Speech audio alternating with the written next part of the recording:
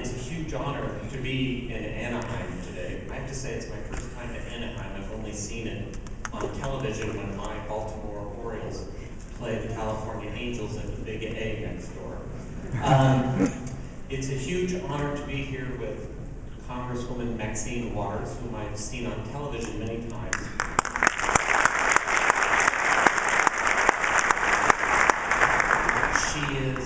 She's the deputy whip in the House of Representatives. It's one of the top leadership positions in the House of Representatives, and her presence here today, I think, shows how important Syria is as an issue to us in Washington. And it's also a huge honor to be here with Malik Jindali. I hope I get to be here today.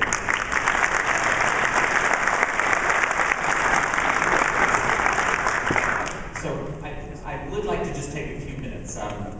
The Council, Syrian American Council, has become a key force driving American attention to the events happening in Syria now and helping all Americans understand the Syrian people's desire, their demand for freedom and respect of fundamental human rights. The attention that your council helps raise to the appalling Syrian government repression against civilians is especially important when the Syrian government is trying to hide behind the excuse that terrorist groups are causing most of the killings in Syria. As the Syrian American Council has shown, however, and that video is a demonstration, the truth is in front of us, and the truth needs to be told. There are many complexities about Syria, and this is not a surprise. Syria is a profoundly old culture. It's a rich culture. It's a blend of civilizations. It's a country of many ethnic and religious and social groups, and so of course, Syria is complex. But some truths about the current struggle are also simple, such as the Syrian people's insistence that they be treated with dignity. I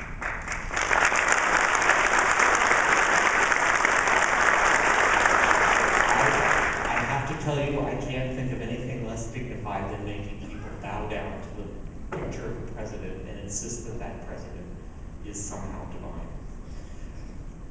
The Syrian people's just demand that their basic rights, as laid out in the United Nations Universal Charter of Human Rights, signed by the Syrian government in December 1948, they insist that those rights be acknowledged and respected.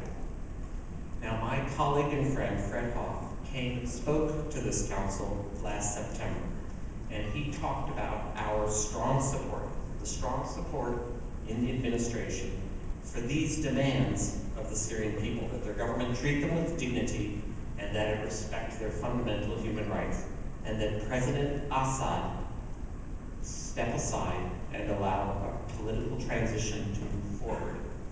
I'd like to talk about now, 7 months after Fred's talk, how we see the situation. I want to talk a little about the complexities, but I also want to talk about some of the basic truths. First, let me tell you a story about that trip I made to Hama. With the big demonstrations that we saw on television there, the YouTube videos on El Arabi and Al Jazeera and such, I sent a team of my own diplomatic staff, and I had a great staff in Damascus, sent them up to Hama to see what was happening. And when they came back, they told me that there were thousands of people marching in the city center of Hama, in Sahat al-Asi. They said there was no violence, there were no guns, there was no fighting. The Hama governor, who has since left the country and is in Dubai, I think, the Hama governor at the time had withdrawn all of the security forces out of the city. The people who were marching were happy and they were hopeful.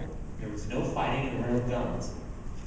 At the start of July, however, we saw the Syrian government start to criticize these demonstrations. They claimed that armed gangs had seized the city. So I decided to go up there myself.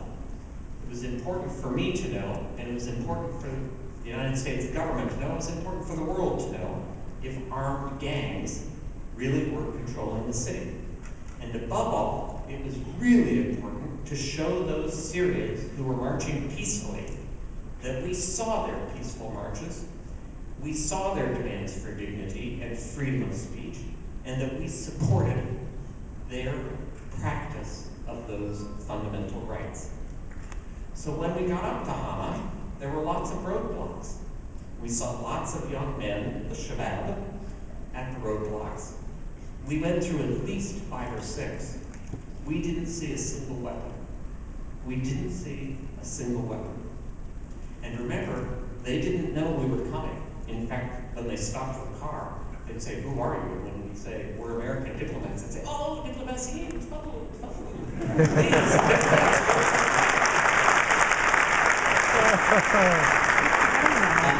We didn't even have a map, and we forgot to bring a map. And we didn't have a hotel reservation, and we were sort of surprised when the only hotel that we knew, we had the name of the hotel, it was closed because of the general strike, so we had to drive around looking for a hotel. That day, it was a Thursday, I met dozens of Hama people who were incredibly brave. They were scared, but all of them were determined to see change. And we drove all around the city. Why did we do that? Because we were trying to understand who was controlling the city. Remember I said we're armed groups controlling the city. The news media, the BBC and others were saying that the city was under siege. So we were trying to understand if the Syrian army was in the city. So we drove all over the city. So let me tell you exactly what I saw.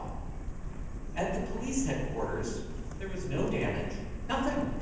There were 4 police guards sitting out in front, you know the white plastic chairs that you find everywhere in Syria? They were sitting in these 4 plastic chairs in their uniforms, and they were just drinking tea. At the Ba'ath Party headquarters, there was no damage. There were 4 police guards sitting in the same kind of plastic chairs. They were in the shade at least. They were luckier than the ones at the police headquarters. There was no damage to any government building, with the exception of 2 broken windows at the passport agency.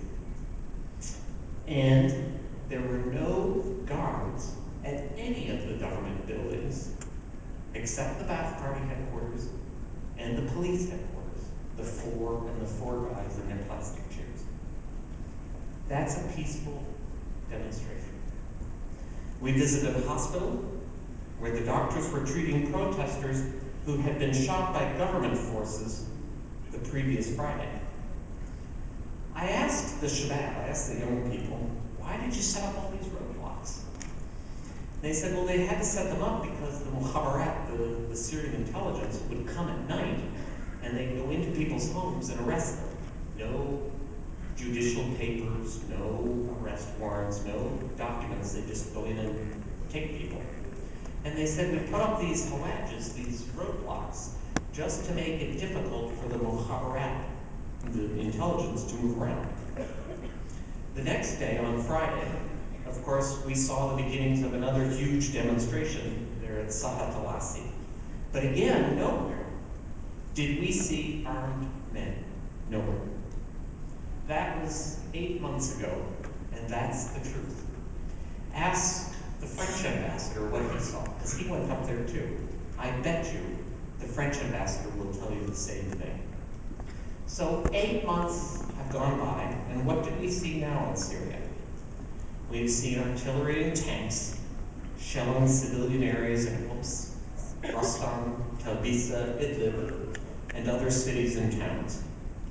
The UN estimates at least 8,000 dead.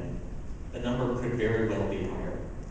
And yes, there are armed opposition groups now fighting back in Homs, in suburban Damascus, in Daraa, in Idlib, in Deir ez-Zor, and other places. Some of these armed opposition groups have army defectors, but let's be honest. The number of defectors is not very big. And not very many big officers have defected. I think maybe 6 brigadier generals, maybe 7. Most of the officers in the army are Alawi. And let's be honest, they're still loyal to the regime. That too is the truth. So, instead, in most places, the armed groups, the majority of them, are local citizens. They're people who live in those neighborhoods. And they're the ones that are fighting back. They're the ones, like those young shabab that I saw at the roadblocks in Hama 8 months ago. They're now at roadblocks with weapons to prevent the military and to prevent the mukhabarat, the intelligence, from coming in and killing and arresting people. And so when the Syrian government has the audacity to claim that terrorists were attacking Bab, I decided to put on the internet our satellite photos that showed exactly which artillery was firing at Bab. It's very strange to us that some countries today say that the Syrian army and the people that are fighting back have to be considered equally responsible for the violence. Equally responsible for the violence. One side is attacking, and one side is defending.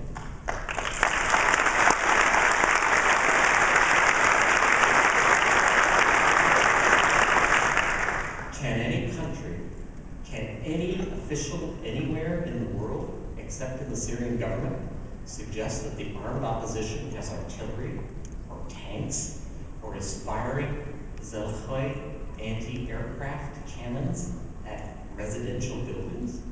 Can anyone say that? Can any country, can any official anywhere suggest that Bashar al-Assad has kept his promises about reforms so far? Did ending the emergency law stop the arrest campaigns? Did he withdraw his forces from cities, as he told Turkish Foreign Minister Davutoglu last August that he would do? Did he keep his promises to the Arab League, the commitment that Vice Foreign Minister Mikdad made when he signed the Arab League protocol on November 19th in Cairo last year? Let's be serious. Let's be serious about the credibility of the regime when it promises reforms. We saw what Bashar thinks about reforms in the stories about his private emails this week. And so we have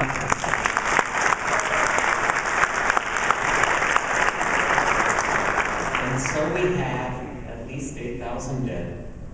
We have a United Nations Human Rights Commission of Inquiry at the initiative of the United States and our partners. This Commission of Inquiry recently released a report that detailed the terrible violations of human rights, and it pinpointed blame on the Syrian government and the Syrian government's forces. We have the appalling violence and the tragedies in Bab and many other neighborhoods around Syria. So what are we doing? What are we in the American administration doing?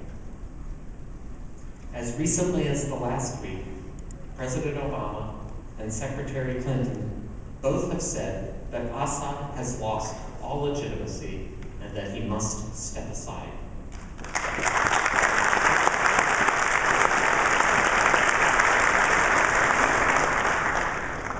But those are words. Beyond words, we also have acted. In August, the United States stopped all imports of oil products from Syria, and more importantly, we worked with our partners in Europe to do the same thing.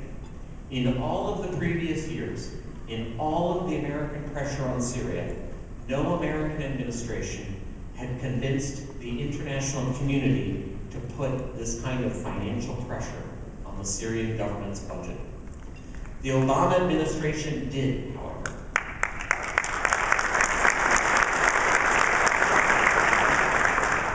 And the Syrian petroleum minister last month said that this move, stopping the export of Syrian oil, is going to cost the Syrian government $2 billion this year.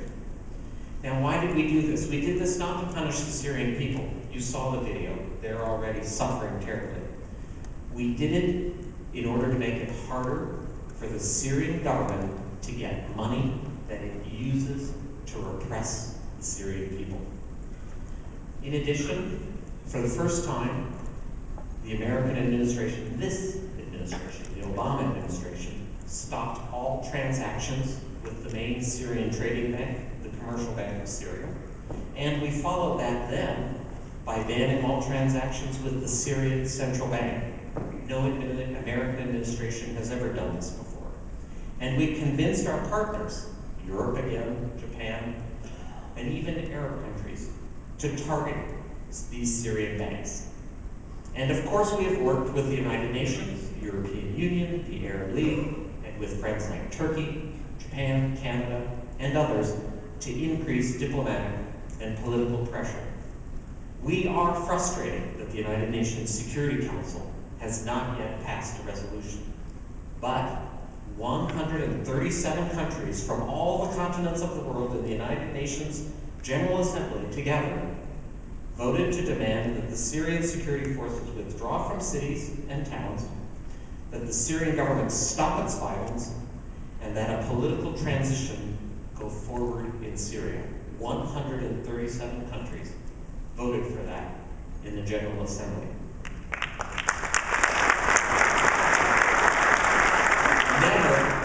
Never has the Bashar al-Assad regime been so isolated.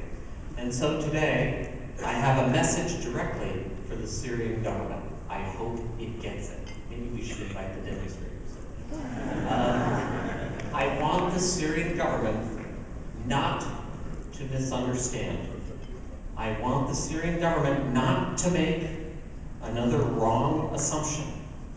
In 2005, it was isolated then after the murder of Rafiq Hariri. The Syrian government was so isolated that it had to withdraw all of its army forces from Lebanon. And yet, Bashar waited a few years, and he was able to rebuild connections to some foreign countries. But I don't want the Syrian government, and I don't want its leaders, to think that 2012 can be the same. After killing so many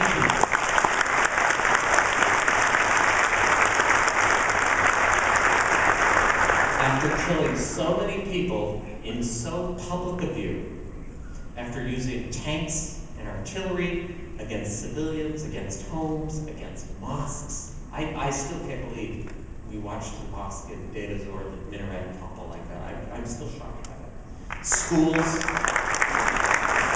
After the detailed reports of torture and abuse and murder, the Syrian government needs to understand the world will not come back to you again.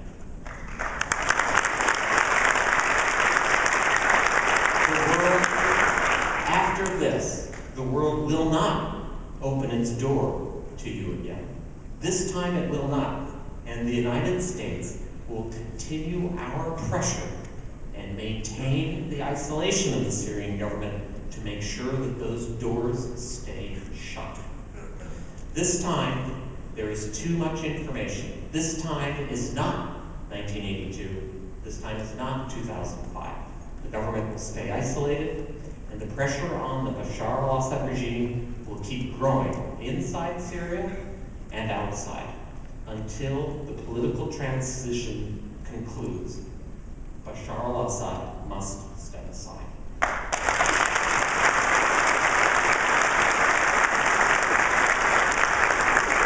The United States hopes that Kofi Annan, working off the mandate of the United Nations General Assembly resolution that I just mentioned, we hope he can convince the Syrian government to stop shelling cities, to withdraw his forces, and to release the thousands of political prisoners and launch a transition process. Secretary Clinton has been discussing Syria in most of her meetings with foreign leaders, including Sergei Lavrov, the Russian foreign minister. Syria is very high on our agenda. In Bulgaria last month, Secretary Clinton was discussing with the Bulgarian leadership Syria, and she explained that the United States would help the Syrian people along 3 lines. First, humanitarian assistance. In recent months, we have provided about $17 million in humanitarian assistance, mostly medical supplies, to UN agencies and to the International Committee of the Red Cross. These resources are designed to help the Syrians that are displaced inside Syria, who've had to leave their homes because of the fighting, as well as the Syrian refugees who have been able to get to Turkey, Jordan, and Lebanon. Now, the number of internally displaced people, that is, Syrians who had to leave their homes but are still in Syria, the number is frightening. The regime's violence has forced now about 200,000 Syrians to leave their homes. Can you imagine this? 200,000 people? Think about that. 200,000 people. We have expressed our appreciation and our support for the help that Turkey, Jordan, and Lebanon have provided to the Syrians who have been able to take refuge in their countries. We know the Syrian government has tried to block that. We know that they have blocked some people from going into Jordan. They have said that the women and children have to stay in the country, but only the men are allowed to leave, and the women and children are staying in Syria to make the men behave themselves. That's happening at the border in Jordan sometimes. And of course, they bombed the bridge that people were using to get into Lebanon. The biggest problem on the humanitarian assistance side, however, especially for the people inside Syria, those 200,000 I mentioned, the biggest problem is not money. The problem is just getting access to them. The Syrian government has blocked the relief providers, Red Cross, Red Crescent, the UN agencies, from reaching those in need inside Syria, as we saw at Baba.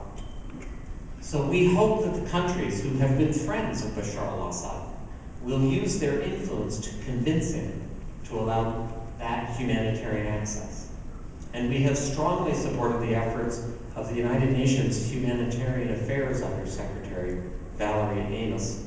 She's finally been able to visit Syria, and now they're trying to arrange for an assessment, a team to go and look at the humanitarian needs and to coordinate assistance to those Syrians.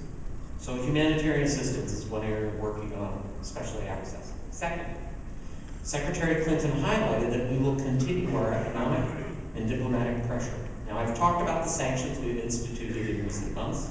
There will be more sanctions.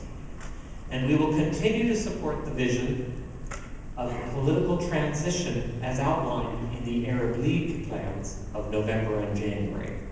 We will support the Friends of Syria effort. The next meeting is in 2 weeks in Istanbul.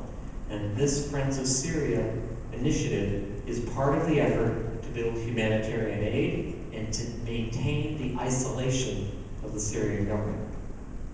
So that's the second. The third area the Secretary talked about was helping the Syrian opposition to play its role in developing a political transition in Syria. Let me take a moment to talk about the Syrian opposition. We were very impressed with the vision of a future Syria laid out by Burhan Khalioun at the Friends of Syria conference in Tunis.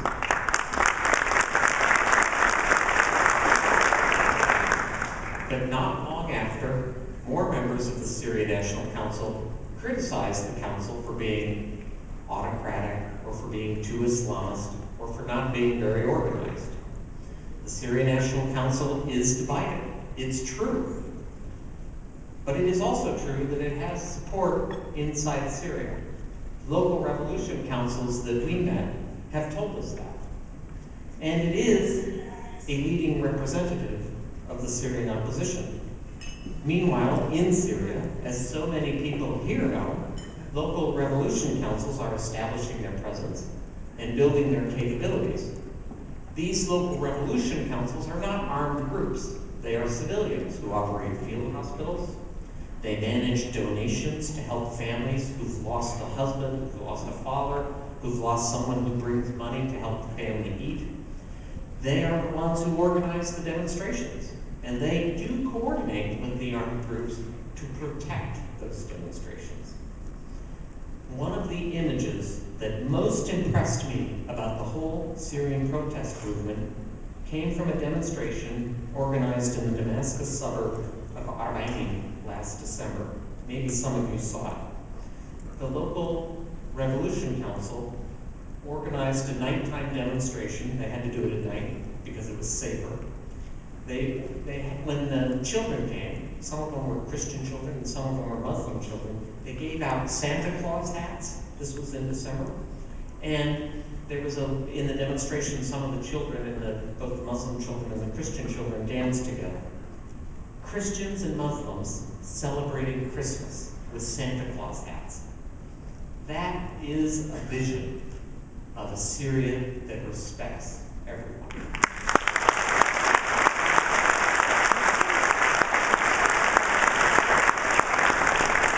Many Syrians have laudable visions of a future Syrian state. They can come together to agree on a common vision that respects the rights of all Syrians and celebrates the diversity of Syria's people. But there needs to be a plan. There needs to be a plan to get there. And the Syrian opposition needs to unite its ranks, not around a person, but it needs to unite its ranks around the plan.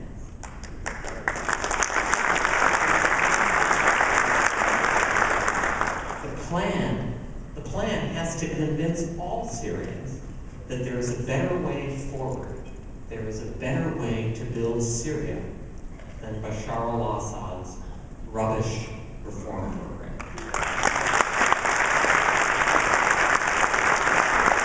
And so, here is where I would ask the Syrian American Council for help. First, you have direct experience living in America with how democracy functions. Now, Syrian democracy need not be the same as democracy here. Syria, of course, and as you know better than anyone, has its own special circumstances. Syria has its own history, and Syria has its own culture. But you could offer ideas.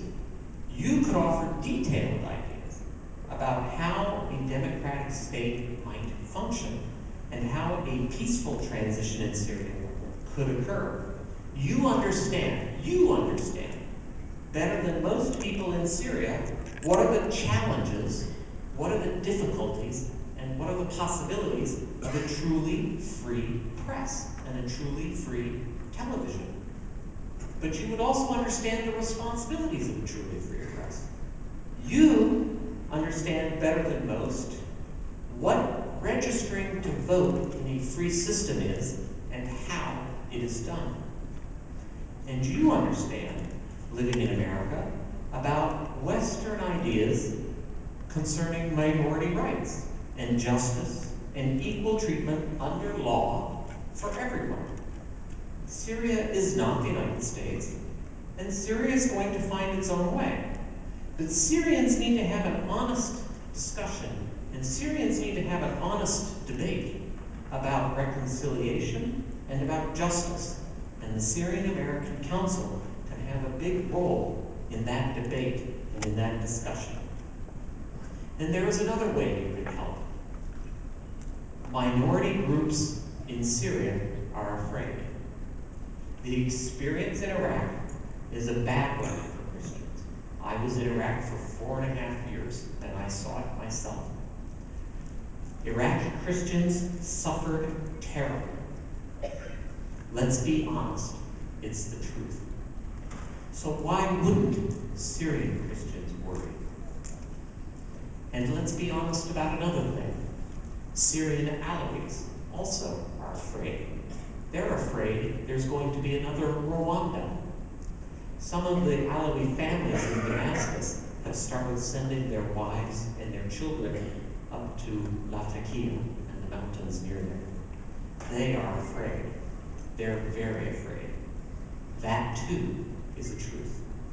This council and the people concerned about Syria's future need to highlight that the vision of Syria, the vision and the transition plan that we in America, that Americans are going to support, has to be a vision and a transition plan that will treat all Syrians fairly and equally.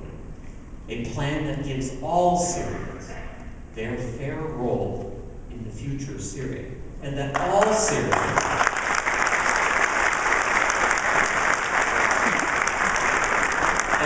Syrians will have better lives, and their children will have better lives in a state ruled by law and not ruled by the whim and the corruption of the Assad Mahmoud family.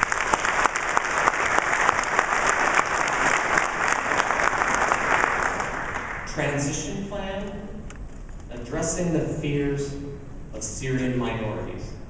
These are key elements of finding a path to a political transition. I do not say this will be easy. We have watched the violence in Syria in the past weeks with horror. There is no magic wand. I wish there was. President Obama wishes there was. My boss, Secretary Clinton, wishes there was.